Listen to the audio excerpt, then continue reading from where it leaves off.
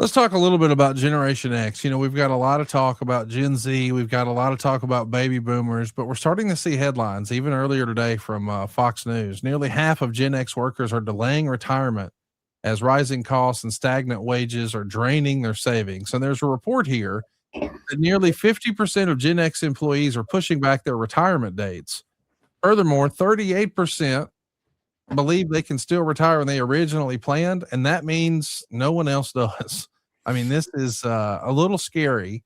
And of course, the primary driver is, hey, we're trying to keep up with our costs. Things are just costing more than they used to.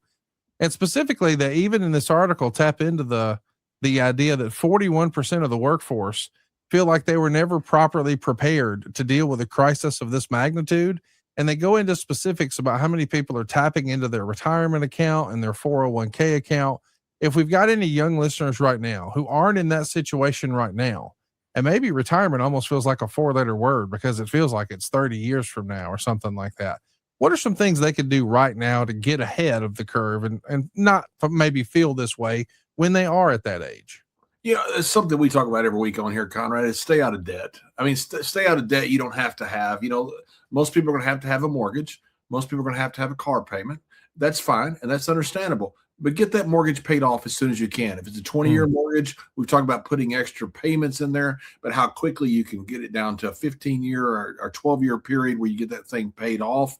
Same with your car payments, credit cards. Don't let that thing, and unless you have to, and there are times you do, and life happens, carry over month to month because you're paying these outrageous interest rates. That's the biggest thing. You can't make money if you owe money, and then figure out a way to save money. Anything you can get from your employer that is a match, get it. Anything you can get from your employer that is some type of tax deduction, get it.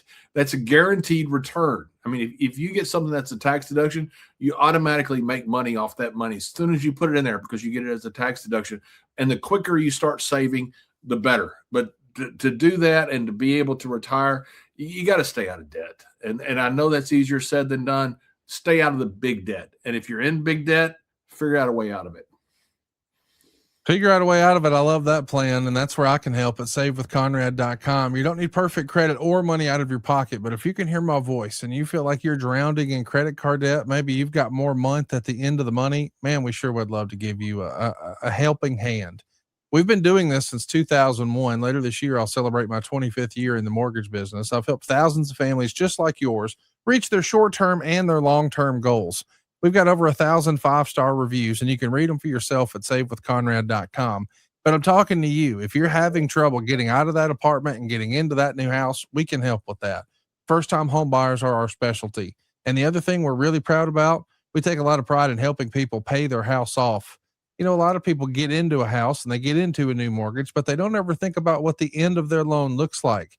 We're going to ask you questions like, hey, how old do you want to be when you retire? Do you hope your kids go to college, and do you plan to help them with that college tuition? You need to sort of ask yourself these things before you make a 30-year commitment to your single biggest bill each and every month. We want to be your mortgage advisor for life at savewithconrad.com, and you don't need perfect credit or money out of your pocket. If we can't save you some cash, we won't waste your time. There's no credit report fee. There's no application fee. We're just going to get a plan together to get you out of debt faster and do it with cheaper monthly payments. And right now, more than ever, families are struggling to make those minimum payments.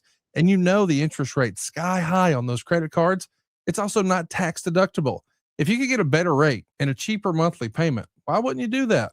Find out how much money you can save right now for free at savewithconrad.com, or just send me an email directly, conrad@savewithconrad.com, or dial us toll free, 888-425-0105, NMLS number 2129, equal housing lender. John, I want to run through this article here from Fox Business this week that I know is going to be near and dear to both you and I. They ran a headline that caught my attention, and it was like the glass shattered for Stone Cold Steve Austin in 1997. 5 financial mistakes Americans in their 30s and 40s are making. I want to run through these real quick, and we'll go ahead and get your take on it. But I think most of our listeners are probably in their 30s and 40s. And the report, the sub-headline from Fox is, nearly 3/4 of Americans failed to meet their savings and spending goals last year. Hey, that's not good. We need to be able to find a budget, make a budget, and stick to that budget. But how do we do that? Sometimes it's easier said than done. These are the 5 that Fox suggested, and I wanted your take on it. Number 1, not investing early enough. 62% of Americans said they own stocks. Quote, many people in their 30s and 40s keep their savings in cash, missing out on the power of compounding. That's something that you have been loud and proud about. Invest early, invest often. You're probably co-signing this first one, not starting soon enough. Oh my God, yeah. They say, as Albert Einstein says, compounding interest is the greatest invention of mankind, and it is. I mean, get your money in something that grows, and hopefully tax deferred, but if not, just grows, and then leave it in there. It's that simple, and let it grow. Put it in an S&P index fund, whatever. We'll talk about that at a different time. Figure out something, but get it in there early and just leave it and let it grow. Number 2 is not prioritizing retirement savings. Where would you rank that? Would that be your number 2 as well? Because it does feel like a lot of people, as I like to say here in the South, sort of kick the can on that sort of thing and say, oh, well, I've got plenty of time. And then you wake up one day and you're 60 and you realize, oh, I'm out of time. Yeah. People think that obviously they also think they're going to have something big happen, in the next few years or whatever that is. Just start saving now. I mean, my grandfather was a minister and didn't ever make much money. He died with $100,000 in the bank back in the 90s. And that was a man who never made over a few $100s a week, but he just invested regularly and let it grow and never did anything fancy. And it's very simple, but you have to get started. I know we're speaking from the same hymnal here. Taking on too much debt is number 3.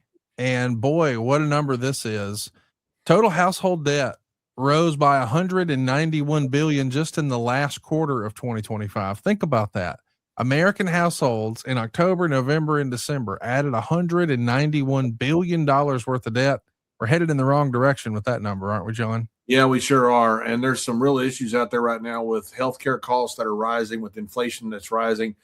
Sometimes you got to take on debt. And when you do, you do what you have to do to get through life. But you got to figure out a way, though, to get yourself out when you can and to stay out when you can. Use debt as a last option, a very last option, because it's one of the things that handicaps you as far as what you can do in life. Think about this. Think about our country. 1996, we were just a couple votes away from having a balanced budget amendment.